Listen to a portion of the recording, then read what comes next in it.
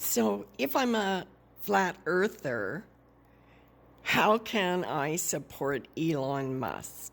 Which is just really bizarre. For one thing, I'm not a flat earther or a round earther or a NASA or anything. I am a researcher and I like researching different ideas on the same concept on what do we live in, what is it.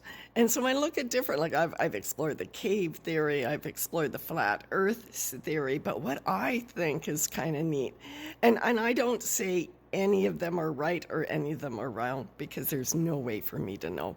And the only way I know what it is by my ancestors. What did they believe? They mostly believed the earth was flat most of the time, and only very short period of time that we had this round cosmology.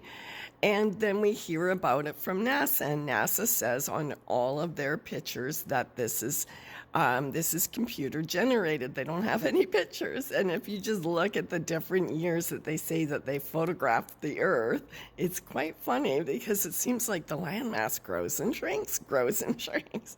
And if you go by, what is the one expert in there talking about the Earth being the shape of a pear? Okay, so if you want to believe that, that's okay. I don't really care. Because that's the whole point. You have the right to think. Critical thinking allows you to explore all different options. Because without critical thinking, you can't think of anything. You're not going to be able to get yourself out of anything if you cannot actually think of even the things that don't work as being a possibility, because then you don't really have a good argument with anybody, do you? You just speak in your mind and you're speaking your opinion and it doesn't mean anything, but it's really somebody that explores all of these different options, at least in my crazy mind that I think this way anyways.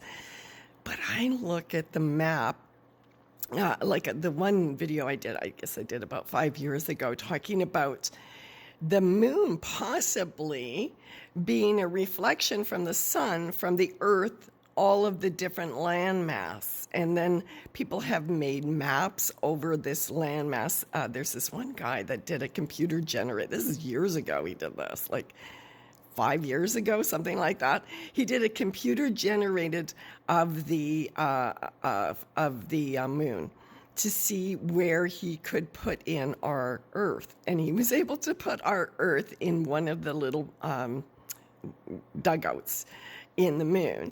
And now because it slipped my mind, Crater Earth, that's what he called it. He called it Crater Earth, right?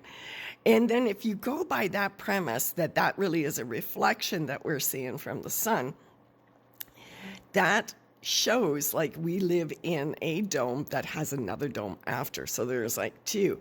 And then they did these maps correlating, showing where all of these other planets, like Mars is in another crater of the Earth. Now, I'm not saying that we are the moon, but what about if we truly are water? Because like the blue up there, right? Like just think about it, right? I mean, it's just pulling out and throwing out crazy ideas. And we do have a dome, but if you look into some of the research, that they say that even though we have a dome, there is a couple of exits and entrances, and different seasons they can get through. Like the one that is through South America has a certain time period that they're able to actually go through the dome, through the ice wall, to the other ice wall, and then again to the other one, opening up to what you would call the planetary systems. Okay, so Mars, Venus, whatever it is, I think the moon is a reflection. I don't think that we've ever landed on it. But have we went other places? I think we went out of the dome. I personally think that man has traveled. There has many records, there's many books of journals of people that said, even in this 15th, 17th, 19th century, that said that they actually did go to these places, and that's where a lot of these stories, and were they able to name them, and showing that different people, different races came from different islands, turtle islands, planets, whatever you want to call it, but in a sea, a flat sea that goes on forever. Okay, so Because the Bible does talk about waters above and waters below.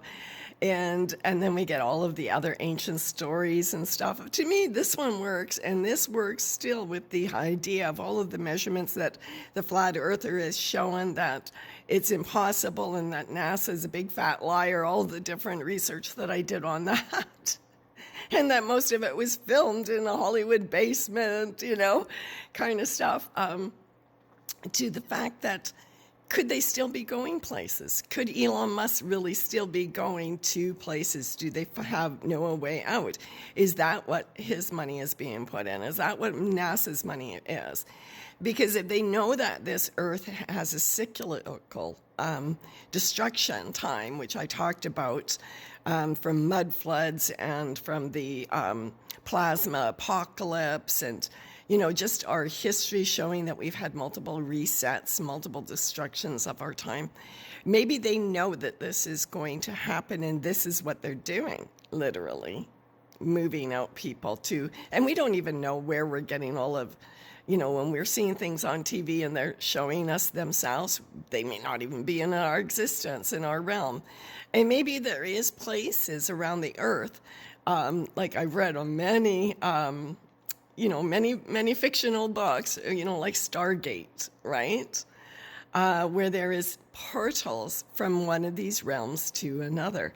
It's just a different way of thinking about it, to think that maybe not everything that they're saying is a total lie and a fabrication. Maybe he really is working on these rockets to get people out of space, and they really are going to go to Mars and inhabit Mars. Yeah. So maybe all of that is true, and maybe we really do live on a flat plane of existence on an island in a sea of other islands that we call planets, and the whole NASA spinning vortex, as the Bible says, the Earth does not move, and it is unmovable. And just because they don't look like you doesn't mean they're a demon. This is where you have to separate superstitions from the possibility that there are other environments where people have their genes, their bodies have grown into something a little different than yours. And that's really what we are as races. And I think that's where we get races.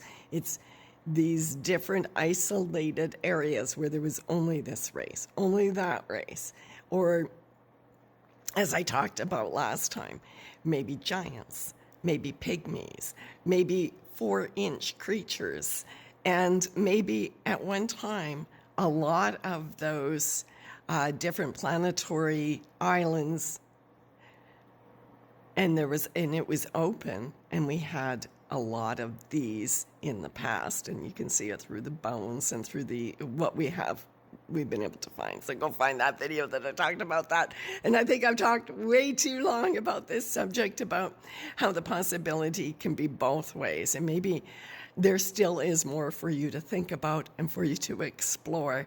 And don't ever hold on to one and say, that's what I got, because that stops you from still having a critical mind and looking at the next and readjusting your thought. Now, I'm not telling you how to think. I'm just telling you to think.